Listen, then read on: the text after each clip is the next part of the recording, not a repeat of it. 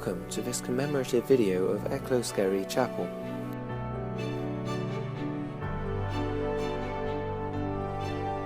Located near Launceston in Cornwall, the chapel has meant a great deal to all families that attend now and that have attended since it was first constructed over 150 years ago.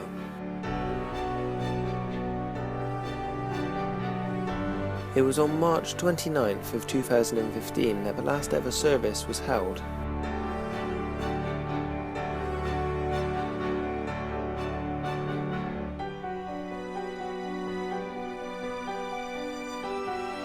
What follows now is a few interviews from two different people both at the service, and they will be sharing their memories and their connections with the chapel.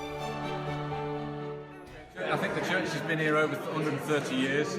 I know Melvin was able to tell us that it was either 1886 or 1880. And he's got records going back that far, so that's terrific.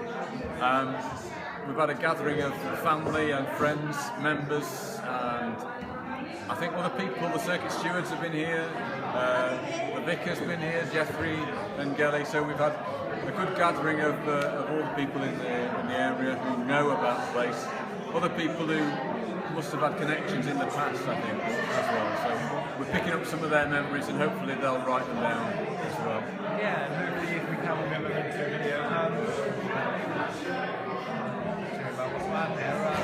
Should I talk about this? I mean, I remember we put together the service because people gave us hymns and things, so they were able to sort of share why they were important to them. You know, so we had Come Let Us All Unite and Sing, and we had Great Is Thy Faithfulness. You know, just because God is faithful, I think Cynthia said that. Melvin liked And Can It Be, and we had a good enough crowd to sing it, because you need a certain minimum number for that one, really. And we finished with Trust and Obey, and that's a lovely sing. It was a really good one to go out with. It helped us brighten the mood. You know. And as you say, it completes the journey, it completes the race. Yeah. Well, that was part of the reading. I got from Acts 20 where Paul is saying farewell, and some of the things he said there were so relevant to us. We're saying farewell to a building, and what I suppose in Methodist terms we used to call a society. And people were gathered together they formed a society before they built a church usually. So they would then, in fact the history of Methodism is that they would form a group and then go to the parish church until they could raise enough funds to build a building. And that's probably what happened. They were probably formed 150 years ago, if we really look at it. And go to church, come to a chapel like this, perhaps 5 in the morning. You know, they were because it was a movement. It was something that they were doing before they went to the parish church, or they had their work. You know, there were lots of other things to do. And obviously at that time there was a lot more farming going on, all the family was a lot closer. Right, actually, yeah, think about in terms of the unity of the community, because people were living next to each other, several more workers on each farm, and probably every farm expected to attend worship as well, whether it was here or the church. So yeah, bigger numbers generally, and families.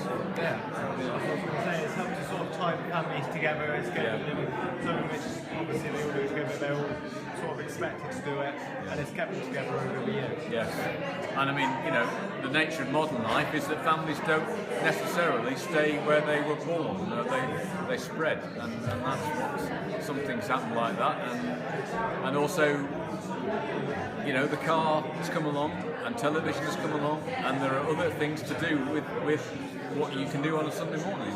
You know, we're competing in a leisure industry sometimes. You know, rugby and football are on in a Sunday morning. Right, I'll ask you one specific memory which I had from a previous service, one of the services which I was here. One of the lines said was about why people think God is getting less and less attention nowadays, and it's because we keep cutting him out more and more. Well, yeah, that's a good point though. Yeah, because we think we can do without God, and yet people here have shown how important their faith is, and in the difficult times God has been there for them, and people have been there who believe in God and helped them and supported them through difficult times.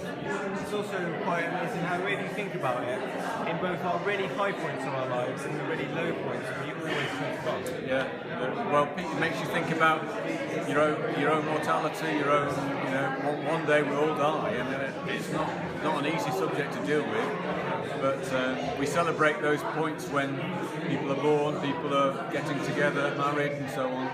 We're still there for people when they're dying as well. And that's what I suppose this place makes us proud to think that this is all of these sort of things that we've dealt with here. Yeah. We've gone on a journey together.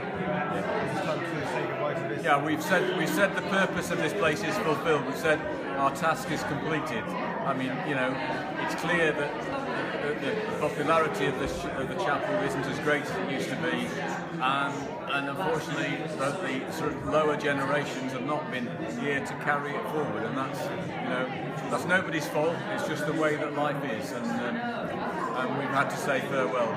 But the task is over. The work is complete. Thank you. Biggest memories of this place? Well, just to say, I'm Phil Parsons, my mum is Muriel Parsons, and mum being one of the 5 sisters and 2 brothers that used to come to This Is the Home Church, we would always come back on those big events, which were the harvest festivals and the anniversaries, the big church events, and meet all the cousins, go back to Grand Simmons for Sunday lunch or Christmas time or harvest time, and then duly explore the open countryside around the Simmons farm, which was called Eastdown End, wasn't it? And this was always the place that brought us together, and we just enjoyed each other's company, the ups and downs of life, and saw ourselves grow up together, I suppose, as cousins, which unfortunately today we don't spend so much time to do and have that opportunity as we did. So you feel that it sort of tied the family together a lot closer than it did?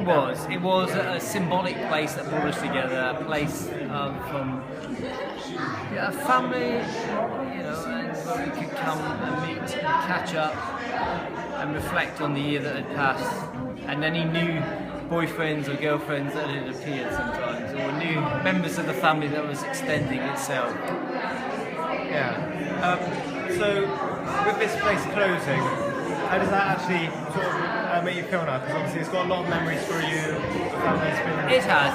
It is the end of an era, as they say, isn't it? And it served its purpose. These people have been faithful to God in all they've done in all the service, but it's run its time, and in effect, as they said today in the service, they're worn out and they're ready to retire, and it's past its usefulness, I suppose, for its purpose, and there are new places where people can go and celebrate God's kingdom. So it's been a great place.